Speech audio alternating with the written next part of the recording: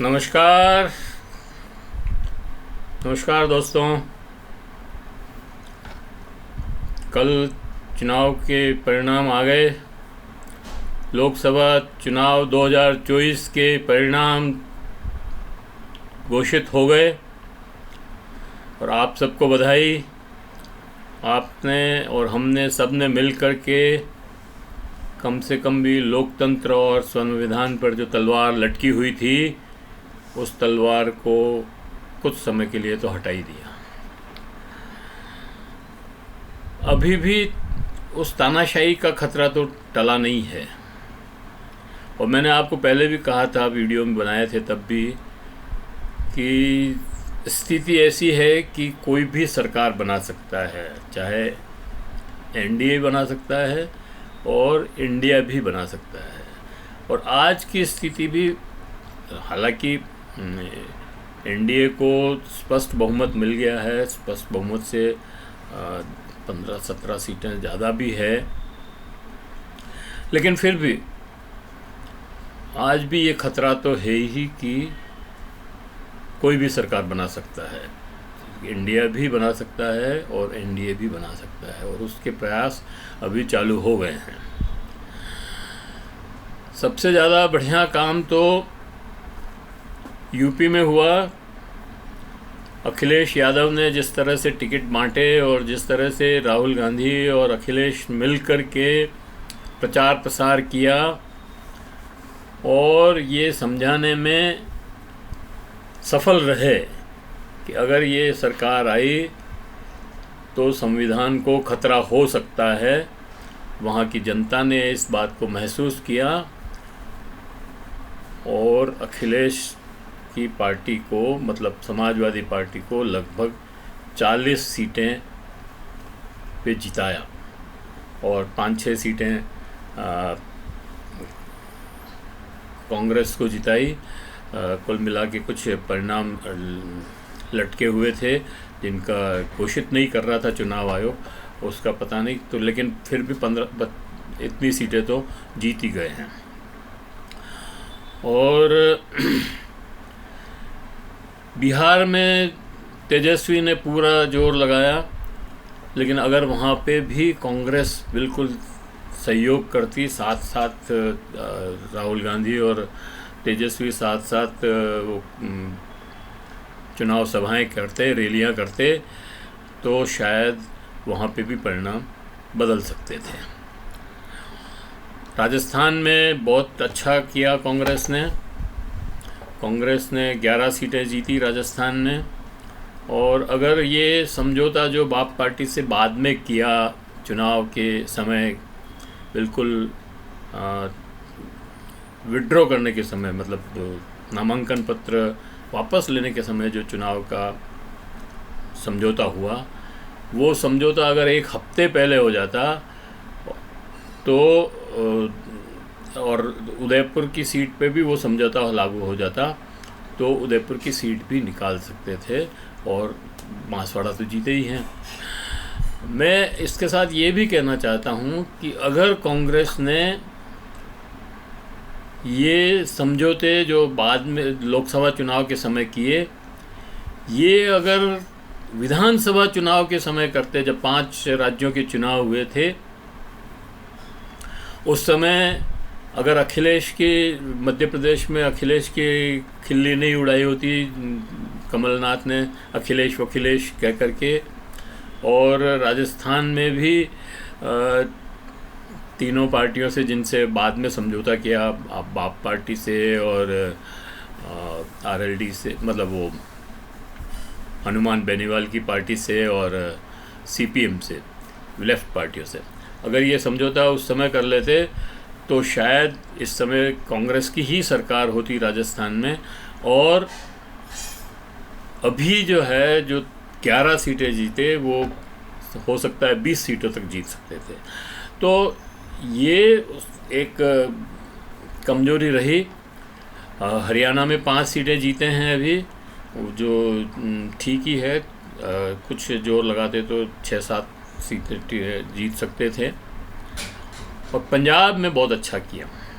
पंजाब में आप पार्टी और कांग्रेस पार्टी का हालांकि समझौता नहीं हुआ था, लेकिन दोनों आपस में आमने सामने लड़े और इनको बीजेपी को वहाँ पर कोई गुंजाइश नहीं रही। दिल्ली में ज़रूर समझौता होने के बाद भी हारे 7 सीटें, ये पुनर्विचार करने की ज़रूरत है इसमें, और देखना पड़ेगा कि ये क्या गड़बड़ हुई है वहाँ पे, और इसको ज़रूर देखना चाहिए। बंगाल में ममता बनर्जी ने बहुत ही बढ़िया चुनाव लड़ा, जबकि बहुत जोर लगाया बीजेपी ने, लेकिन 11-12 सीट वे ही जीत पाए, 12 प्रत्याशी जीत पाए। और लेकिन ममता बनर्जी ने वहाँ अपनी सीटें भी बढ़ाई और मत प्रतिशत भी बढ़ाया। और सबसे बड़ी बात यह है कि जिस संदेश खाली को ये एक इशू बनाने चाहते थे, वो इशू बिल्कुल फ्लॉप हो गया। फ्लॉप होने का जहाँ तक सवाल है, नरेंद्र मोदी ने इस बार जितने इशू बनाए सारे फेल हुए, सब फ्लॉप हुए। नरेंद्र मोदी ने इस बार जो है कोई नैरेटिव सेट नहीं कर पाए इस चुनाव के अंदर, और नरेंद्र मोदी ने क्योंकि नरेंद्र मोदी कोई सेट नहीं कर पाए नैरेटिव, तो चुनाव जो है और उसमें सबसे बड़ी बात यह है कि विपक्ष के एनडीए गठबंधन के लोगों ने उनकी चाल में नहीं फंसे, उनकी पिच पे जाकर के बैटिंग करना शुरू नहीं किया। हर बार यही होता है कि सांप्रदायिकता गैर सांप्रदायिकता के सवाल पर विपक्ष उनकी चालों में उलझ जाता था और उनके पिच पर जाकर बैटिंग करता था। तो इस बार वो न तो सनातन में उलझे, न राम मंदिर में उलझे, न हिंदू मुसलमान में उलझे, कहीं पे भी उनको कोई प्रश्रय नहीं दिया, कहीं उनके पिछलग्गू नहीं बने। और उसी का कारण है कि सही मुद्दों पर जो जनता के मुद्दे थे, बेरोज़गारी का सवाल है, महंगाई का सवाल है, पढ़ाई का सवाल है, दवाई का सवाल है, इन सवालों पर ही गैस सिलेंडर की बात है, पेट्रोल के दामों की बात है, इन सवालों पर ही टिका रहा विपक्ष। और सब जगह, एक ही जगह नहीं, सारे प्रांतों में, सारे देश के अंदर इन्हीं मुद्दों पर बात करता रहा और अपनी बात कहता रहा। इस बार निश्चित रूप से कांग्रेस पार्टी ने अपना जो घोषणा पत्र बनाया, उसमें भी इन्हीं मुद्दों को, ख़ास तौर से महिलाओं और युवा वर्ग को एड्रेस किया, जिसमें 1-1 लाख रुपए उनको हर साल कमज़ोर महिलाओं को, कमज़ोर महिला परिवारों को 1 लाख रुपए साल के, और युवाओं को जो स्टाइल फंड के रूप में 1 लाख रुपए साल के देने की घोषणा की, उनका भी बहुत अच्छा असर।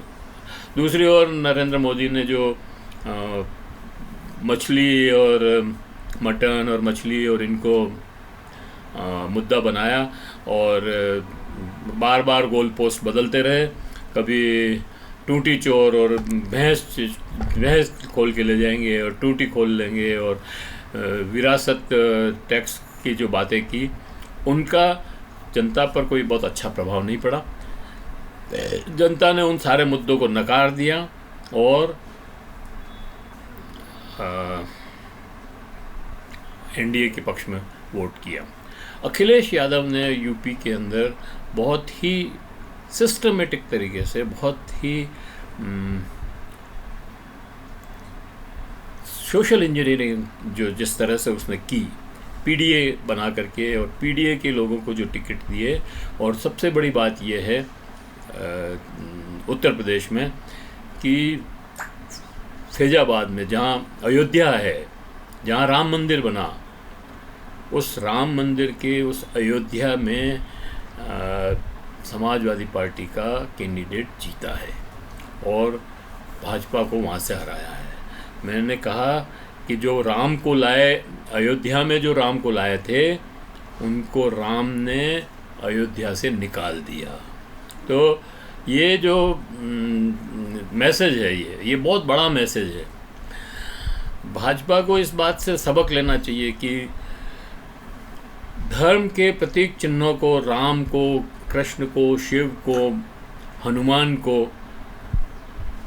एज ए टूल, हथियार की तरह उपयोग नहीं करना चाहिए। इन्होंने कर्नाटक में भी जय हनुमान और हनुमान बजरंग बली के नाम से जो है इन्होंने अपना प्रचार प्रसार किया था। तो कर्नाटक में भी बीजेपी को हनुमान जी को आपने मैदान में उतारा, हनुमान जी ने आपको हरा दिया। राम को आपने मैदान में उतारा अयोध्या में, राम ने आपको हरा दिया। तो कहने का मतलब ये है कि धार्मिक प्रतीक चिन्हों को, जिसमें जय श्री राम भी है, ऐसे स्लोगन्स का उपयोग नहीं करना चाहिए। और ये लोकतंत्र के खिलाफ तो है ही, ये आपकी सभ्यता और धर्म के खिलाफ भी है। इसलिए हमारा निवेदन है सबसे कि और ये जो जय श्री राम है, ये तो एक पॉलिटिकल स्लोगन हो गया। एक तरह से इस नारे को लगाने से कई लोगों में घृणा की भावना पैदा हो जाती है।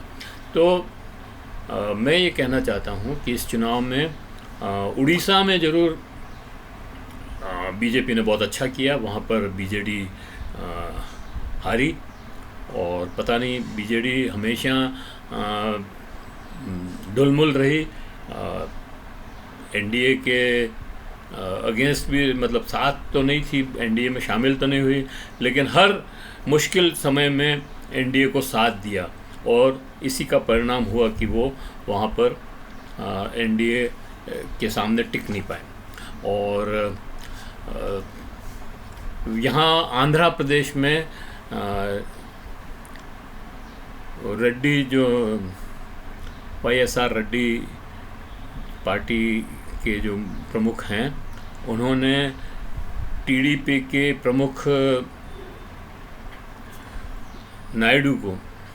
चंद्रबाबू नायडू को जिस रोज़ गिरफ्तार किया, उसी रोज़ उन्होंने अपनी हार की इबारत लिख दी थी।